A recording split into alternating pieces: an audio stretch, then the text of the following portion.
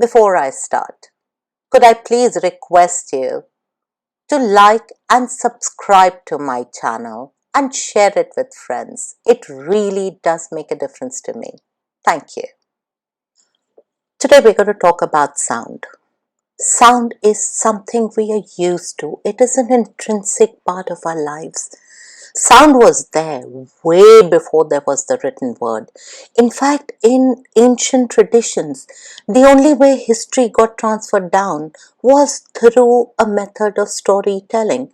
History was transferred from the father to the son to the grandson to the great-grandson, and that is how memories were recorded, oral, through sound.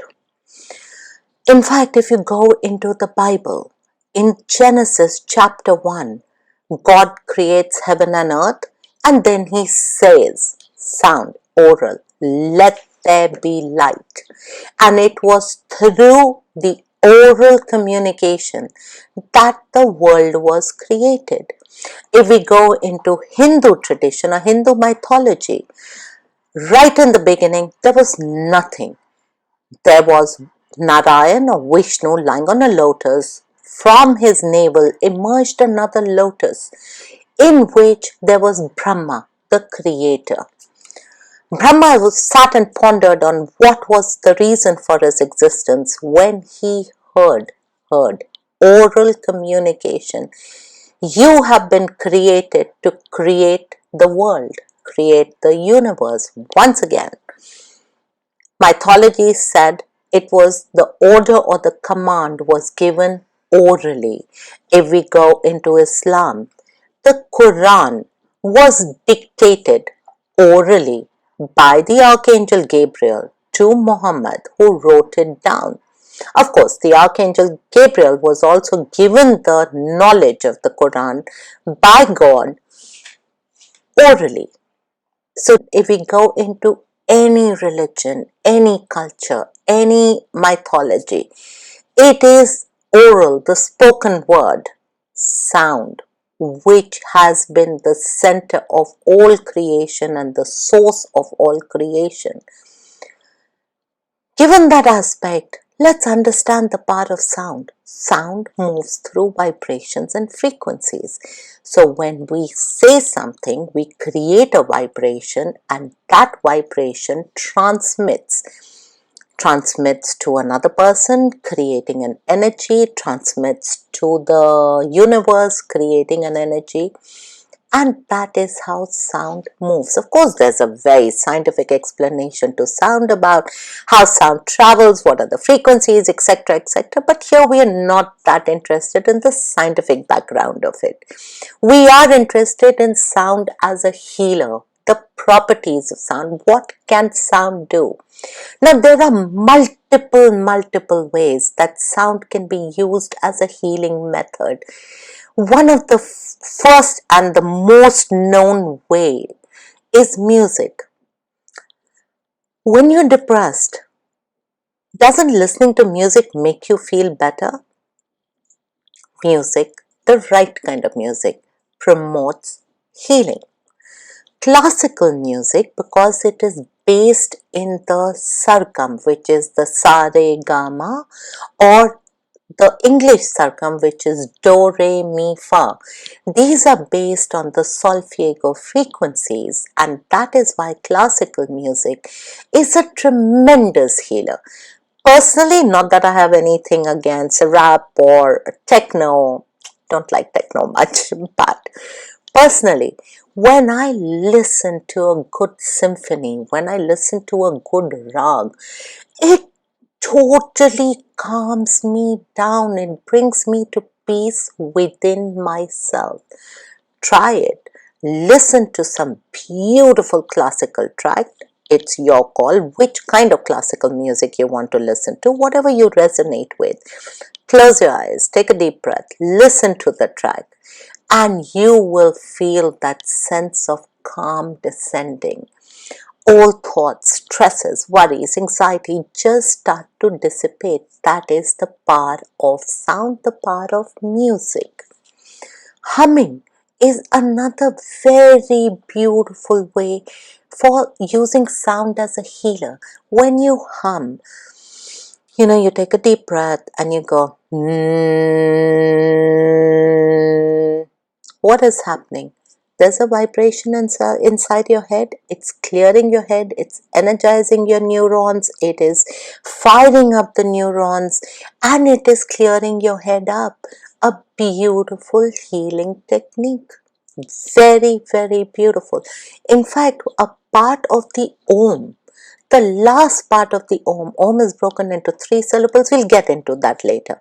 But the last part of the Om is from the throat and mouth and the brain. The and you end with that. Completely fires your neurons, completely activates your pineal gland, totally clears your mind up. Power of humming. Try it. It is also a very, very major yoga technique where you hum, where you put your thumbs in your ears, you close your nose and your eyes, and you take a deep breath and you go, and what you're doing is you're keeping the hum inside your head. It works not just as a healer, it clears your sinuses, it activates your brain, makes you more active, makes you more focused. Try it. Beautiful technique. You have something like the singing bowls, the Tibetan singing bowls. Those bowls with that little mallet and you see them going round and round creating a hum.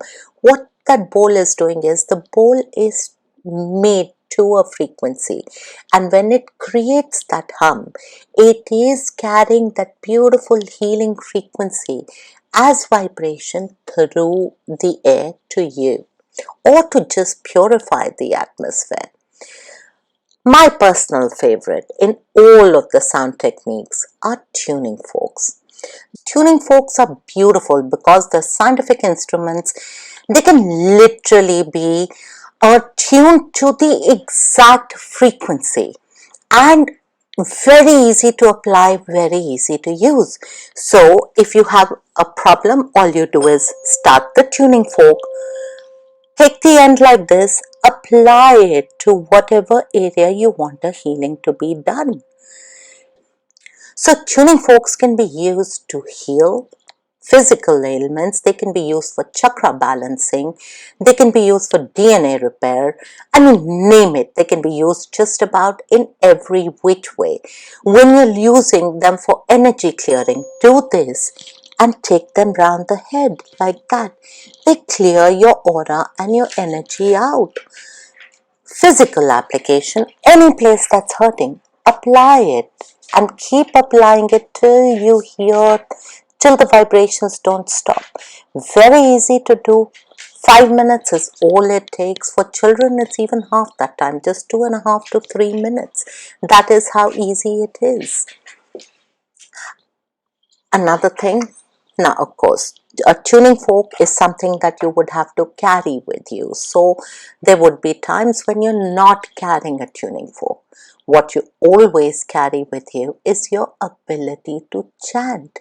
When you chant, why is chanting so popular? Why has chanting, or is it chanting of mantras, been a part of virtually every society, every culture that I know of or can think of? What was the reason? Because chanting was a string of words together to create a particular vibration to bring that energy back to you. When you chant something like the Om is literally, it is not a religious mantra specific to India. No, it isn't. Om is a very, very primordial sound, which is the sound of the universe. So when you chant an Om, broken into 3 syllables, when you chant the Om, you become one with the vibrations of the universe, and this is something that is getting proven scientifically more and more and more, that there are a lot of benefits of chanting the Om. It brings about a healing mind, body and soul, and very importantly, it connects you to the universe. Which what happens is when you're trying to find that stillness inside you, the universe is in a state of constant motion. We are in a state of constant motion because every molecule and atom is in a state of constant motion. So in that state of motion, if you have to find stillness, you have to become the two. This is the vibration of the universe. You are vibrating like this at a different. You have to bring them to the same vibration, and when you and the universe vibrate at the same speed, the same frequency, the same everything, a sense of stillness happens, which is why chanting the Om is so beneficial for you. So here are some really easy methods. We will get into the Om further. We will get into our sound. We will do further videos. I do want to talk to you about the solfeggio frequencies, which to my mind, when I first discovered them, read about them, studied them, they became my go-to frequencies. But all those are a part of a subsequent video. This video was basically to introduce you to the power of sound. I hope you've liked this video. If you have any questions, please do put them in the comment section. I will try and answer them to the best of my ability. And at the point of being very repetitive, if you like the contents of my channel, do like and subscribe and do share with others. Looking forward to hearing from you.